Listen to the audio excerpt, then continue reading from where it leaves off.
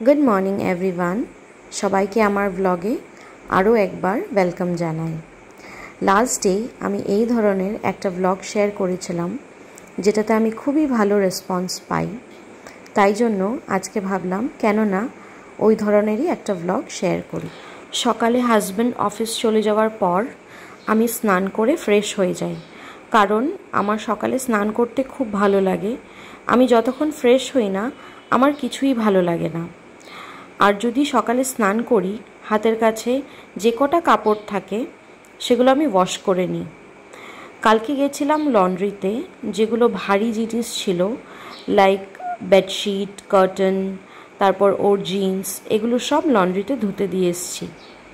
But হালকা পাতলা যেগুলো ডেলি ওয়্যারের কাপড় থাকে সেগুলো আমি হাতেই ধুয়ে নিই। ও বলে দরকার নেই ধোয়ার, বাট আমি ধুয়ে নিই, কারণ অতগুলো লন্ড্রিতে দিলে আনতেও প্রবলেম হয়, নিয়ে যেতেও প্রবলেম হয়, আর তার উপর অনেকটা টাকা ওরা চার্জ করে নেয়। যেহেতু অনেক কেজি হয়ে যায়, 1 কেজিতে 85 রুপিস করে নেয়। দেখো তো আমার ব্যালকনির থেকে কি দারুণ ভিউ দেখা যায়, মনে হয় কোথাও একটা ঘুরতে এসেছি।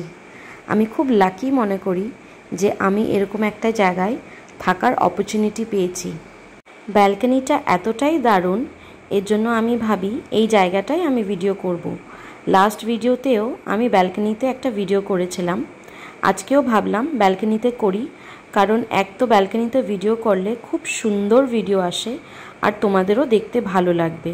দেখো কতটা হাওয়া চলছে, আমার মনে হচ্ছিল আমার কাপড়গুলো সব উড়ে চলে যাবে, এজন্য তাড়াতাড়ি করে ক্লিপটা এনে লাগিয়ে দিলাম। এতটা হাওয়া চলে আমার ব্যালকনিতে যে যদি বিকেলবেলাও আমি কাপড় ধুয়ে মেলে দিই তাও শুকিয়ে যাবে, রোদ না থাকলেও শুকিয়ে যায়। চলো তোমাদেরকে একটু ভিউটা দেখাই। দেখো আমার ব্যালকনির থেকে আমি রোজ এরকম একটা ভিউ দেখতে পাই। আমি রোজ সকালে উঠে কিছুক্ষণ এখানে দাঁড়াই, একা একা সময় কাটাই, তারপর আমি রুমে যাই। আরজান যখন চলে যায় তখন আমি ওর সাথে যখন বেরোই ব্যালকনিতে, আমি কিছু সময় এখানে দাঁড়িয়ে মন ভরে ভিউটাকে এনজয় করি। তারপর আমি বাড়িতে ঢুকে যা কাজ আছে সেগুলো করে নিই। দেখো চারিপাশটা শুধু সবুজ আর সবুজ। এইদিকে আমার সব কাপড় মেলাও হয়ে গেছে। চলো এবার রুমে যাই। রেডি হয়ে পুজো দিয়ে চলে এসেছি রুমটাকে একটু ক্লিন করতে। কালকে যেহেতু সানডে ছিল কিছুই করা হয়নি। ডেইলি তো প্রত্যেকটা রুম পরিষ্কার করতে পারি না, তবে আমি চেষ্টা করি এক এক দিন এক একটা রুম বা এক একটা কর্নারকে পরিষ্কার করতে।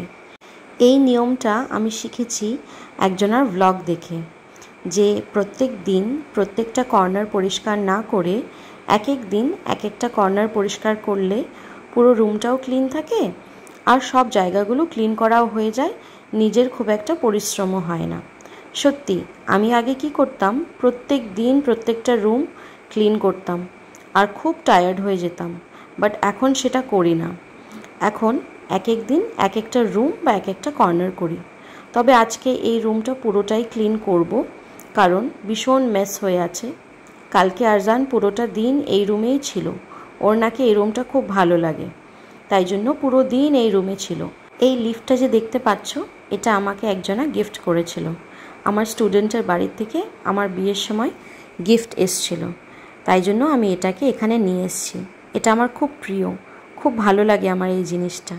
আর এই বাউলটা যে দেখছো, এটাও একটা ফ্রুট বাউল, বাট আমি এটাকে এখানে ডেকোরেটিভ আইটেম হিসাবে ইউজ করছি।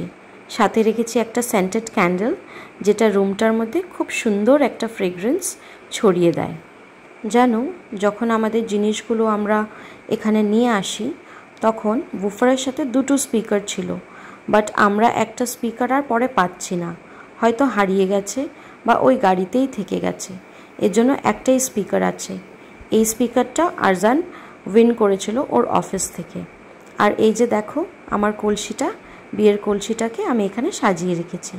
আর ভাবলাম ক্যান্ডেলটা জ্বালিয়ে দিই, তাহলে বেশ ভালো লাগবে রুমটা। কিছুক্ষণ জ্বালাবো, তারপর নিভিয়ে দেব।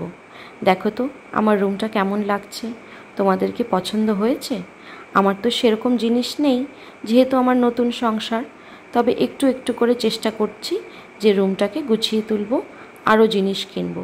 ওই কলসিটার জন্য কিছু ফুল আমার অর্ডার করতে হবে, তবে চলো আজকের জন্য এই পর্যন্ত, বাই বাই।